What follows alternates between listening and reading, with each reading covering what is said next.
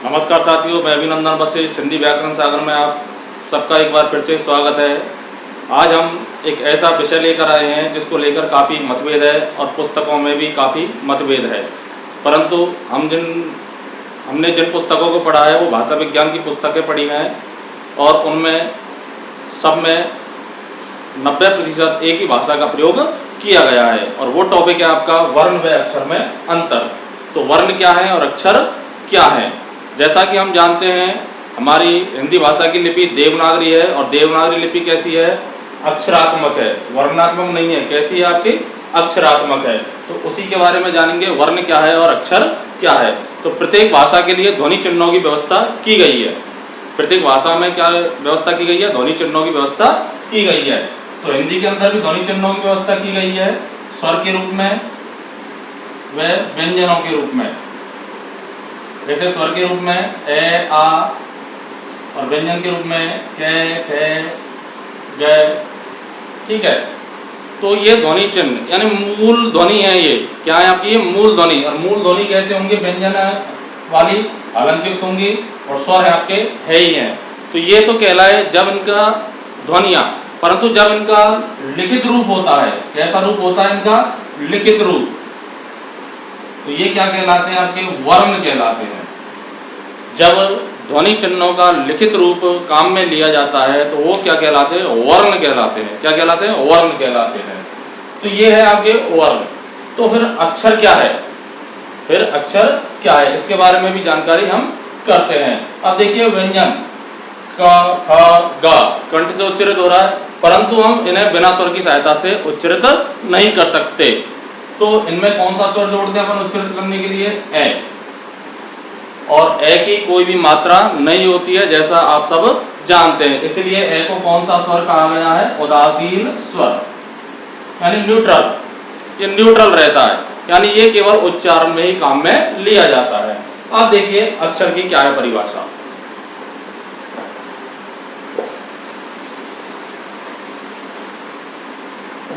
अक्षर शब्दों को हम 4 रूप में लिख रहे हैं। नंबर 1 हर्फ, यानी कि लेटर।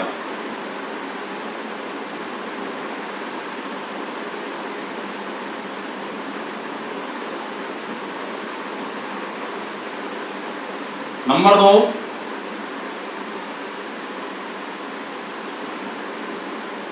न, क्षरति इति अक्षर। और नंबर 3 स्वरों के संदर्भ में। और नंबर 4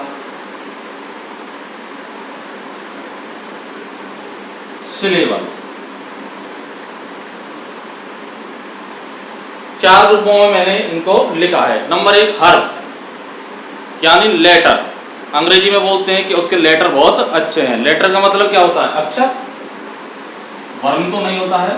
नंबर 2 परिभाषा, जो अधिकांश पुस्तकों में लिखी रहती है और लिखी हुई है, और अधिकांश अध्यापक इसी परिभाषा का हवाला दे करके पढ़ाते हैं। न क्षरति इति अक्षर है, जिसका क्षरण नहीं किया जा सकता वो ही क्या है? आपका अक्षर है। ठीक है, हमने मान लिया जिसका क्षरण नहीं किया जा सकता वो अक्षर है। ये परिभाषा सही है, परंतु ये परिभाषा केवल ब्रह्मा के संदर्भ में ही प्रयुक्त होती है। न क्षरति इति अक्षर है, अर्थात जिसका क्षरण नहीं किया जा सकता है। तो एनस्वर कौन है आपके? ब्रह्मा, यानी ईश्वर के लिए। स्वरों के संदर्भ में तो जब अक्षर जिनका क्या नहीं किया जा सकता है? क्षरण, तो इसी अक्षर परिभाषा को किसमें ले लेते हैं अपन? स्वरों के संदर्भ में, कि स्वर ही केवल अक्षर होते हैं और व्यंजन अक्षर नहीं होते हैं। ठीक है, अब हमने मान लिया। अब वो कहते हैं कि व्यंजन भी अक्षर में शामिल होते हैं, वो कर लेते हैं। जैसे कै, चे, टे, ते, पे। और स्वर तो है ही आपके अक्षर में शामिल, तो यहाँ भी चल रहा है ये परिभाषा और ये यहाँ भी। और नंबर 4 है आपका सिलेबल। आज हम जो बात करेंगे वो सिलेबल, इसके संदर्भ में ही है पूरी अक्षर की परिभाषा। कैसे है?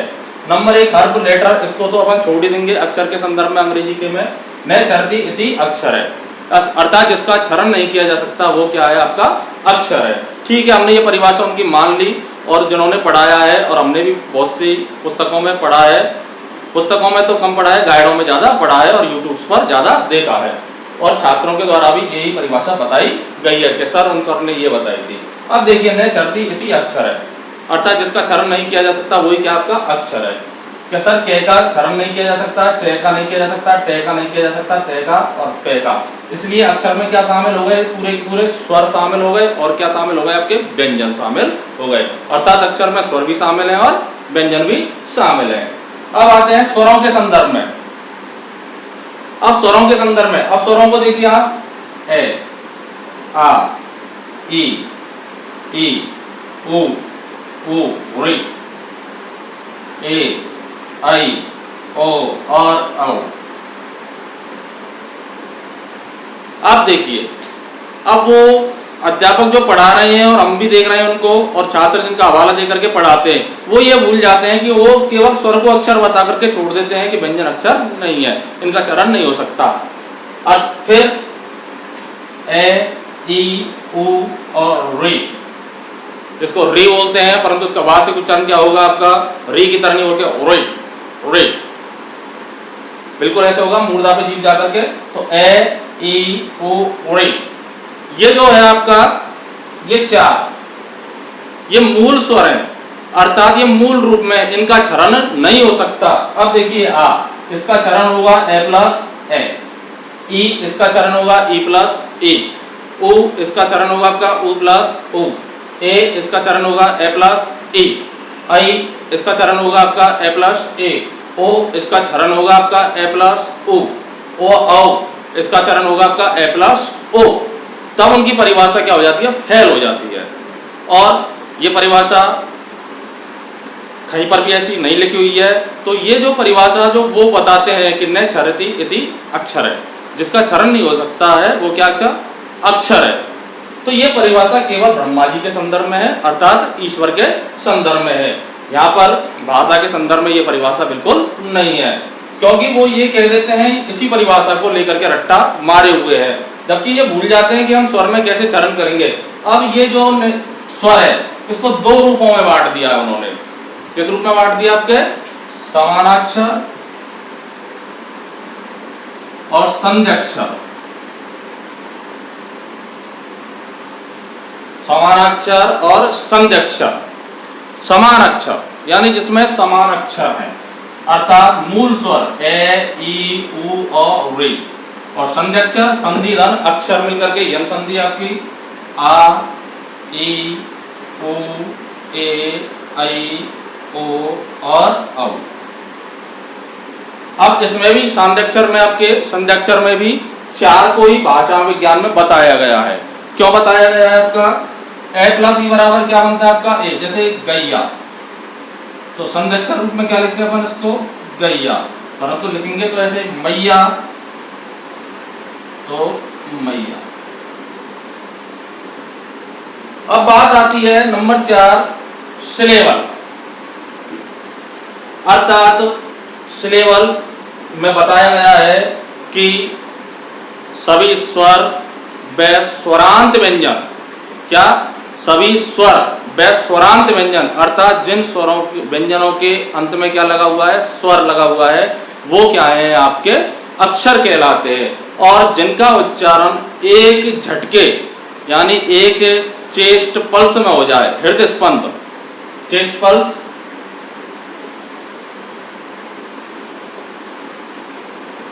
हृदय स्पंद, यानी एक झटके में जिसका क्या हो जाए, आपका उच्चारण हो जाए, वो ही क्या आपका अक्षर है। और काव्य शास्त्र में संस्कृत के अंदर और हिंदी के पुराने लेखकों ने, विद्वानों ने, और काफी समय से इस अक्षर शब्द का प्रयोग संस्कृत काव्य शास्त्र में हमेशा वर्ण की तरह किया गया है। अपन बोलते हैं ना वर्णिक छंद और मात्रिक छंद, जबकि अपन तो अक्षर को गिनते हैं आपके।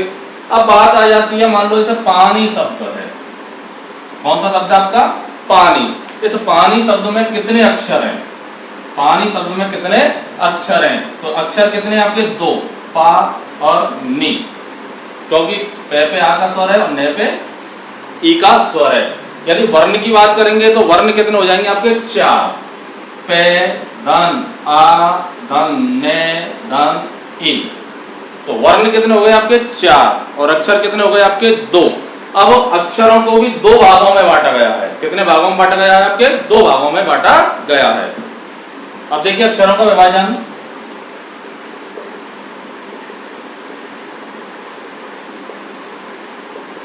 बद्धाक्षर व मुक्ताक्षर, यानी 2 भागों में बांटे गए हैं क्या? अक्षर। बद्धाक्षर क्या है?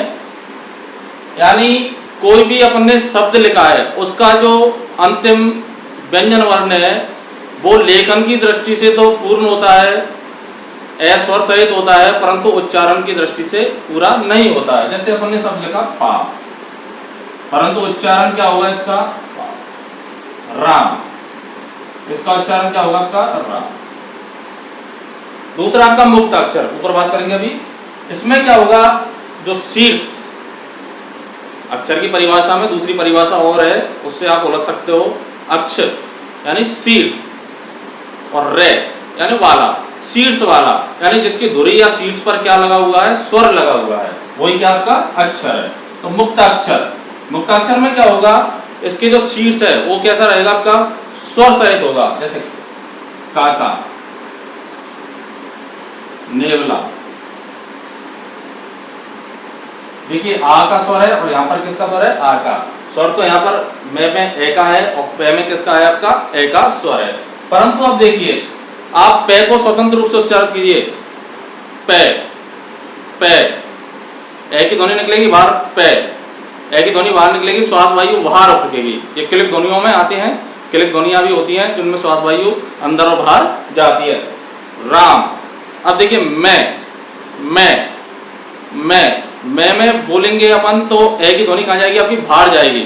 मैं, होठ चिपकेंगे, मैं, ठीक है। तो मैं आपके होठ चिपकेंगे, परंतु ए बोलेगा आपका बिना ए के आप संभव ही नहीं है। अब बोल के देखिए पाप शब्द को, पाप, पाप, पाप। पे में से ए की ध्वनि नहीं निकलेगी, होठ जो की तो चिपके रह जाएंगे। पाप। राम, राम, मैं राम। तो ये क्या कहलाए? आपके बद्धाक्षर कहलाए। क्या कहलाए? आपके बद्धाक्षर। मुक्ताक्षर क्या है? मुक्ताक्षर जिसका शीर्ष अक्ष यानी शीर्ष, उस पे क्या है आपका? स्वर लगा हुआ है, वो कहलाता है आपका मुक्ताक्षर। जैसे काका, शीर्ष पे क्या है? आ, शीर्ष पर क्या है आपका? ये। जैसे खुशी, शीर्ष पर क्या है आपका? ई। खुश, शीर्ष पर क्या आपका? है। उच्चारण आपका तालव्य से है, ठीक है। तो ये अक्षरों का विभाजन कितने भागों में किया गया अपन ने? 2, बद्धाक्षर और मुक्ताक्षर। बद्धाक्षर क्या है? जिसके शीर्ष पर स्वर नहीं होता है। लेखन में तो स्वर है परंतु उच्चारण में स्वर नहीं है। मुक्ताक्षर क्या होता है? जिसके शीर्ष पर क्या लगा हुआ है? स्वर लगा हुआ है। जिसके शीर्ष पर क्या लगा हुआ है? आपका स्वर लगा हुआ है। इसके अधिकृत पुस्तकों के नाम है आपके भोलानाथ तिवारी जी की है, उदय नारायण तिवारी जी की और कामता प्रसाद गुरु का अंक 14 देखिए और भोलानाथ तिवारी जी की पुस्तक देखिए।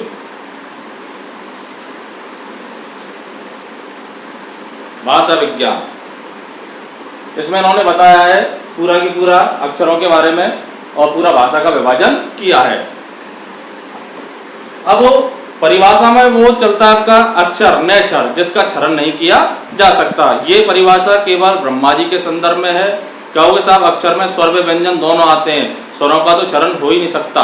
अब बात आती है स्वरों का क्षरण नहीं हो सकता, तो मूल स्वरों का क्षरण नहीं हो सकता है, बाकी स्वरों का तो हो सकता है, संयुक्त स्वरों का हो सकता है, पूरे दीर्घ 7 स्वर हैं उनका भी क्षरण हो सकता है। तो फिर तो वो भी नहीं रहेंगे आपके यदि व्यंजन शामिल नहीं है।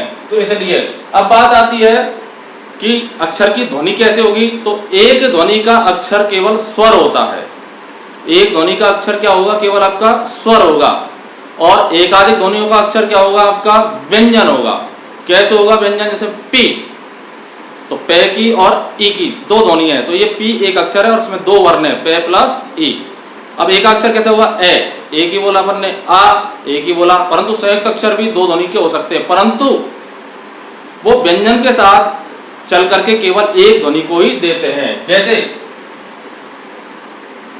कई, तो कै और आई दो ही ध्वनि निकलेंगी अपन के, कई। का, का कंठ से बोलेंगे का, तो कै में आ जोड़ा तो क्या बना आपका कै प्लस आ। ठीक है, अब आगे दो टुकड़े करके तो लिख ही नहीं सकते आप इसको, तो कै प्लस आ बराबर क्या होगा आपका का। तो ये आ गया अक्षरों के बारे में परिभाषा। ये बहुत ही महत्वपूर्ण विषय है, ये केवल ज्ञान से संबंध रखने वाला है। परीक्षाओं में केवल ध्वनि और वर्ण का ही प्रश्न चलता है, परंतु ये वीडियो मुझे आवश्यक रूप से इमरजेंसी में बनाना पड़ा था। काफ़ी एक बहुत अच्छा ग्रुप है जिसमें संस्कृत के भी अच्छे विद्वान हैं और उसमें भी पुराणों के संदर्भ दिया था, और उसमें साहब उन्होंने भी लिखा था कि जो ये अक्षर है ये वास्तविक रूप में स्वर सहित होता है, और पुराणों में और शास्त्रों में वर्ण को ही अक्षर में शामिल किया गया था, परंतु अक्षर के स्थान पर किस शब्द का प्रयोग किया गया था, वर्ण शब्द का प्रयोग किया था। महर्षि वेदव्यास ने खुद ने लिखा है। तो ये रहा आज का टॉपिक आपका, अक्षर से संबंधित व वर्ण से संबंधित। आज के लिए इतना ही काफ़ी है, आगे के एपिसोड में फिर मिलते हैं। लाइक करिए, सब्सक्राइब करिए, पसंद आए तो कमेंट बॉक्स में कुछ लिखें, और भी जानकारी प्राप्त कर सकते हैं। काफ़ी लंबा टॉपिक है ये, परंतु हमने केवल अंतर समझा है। क्या समझा है हमने? केवल इसमें अंतर समझा है। धन्यवाद।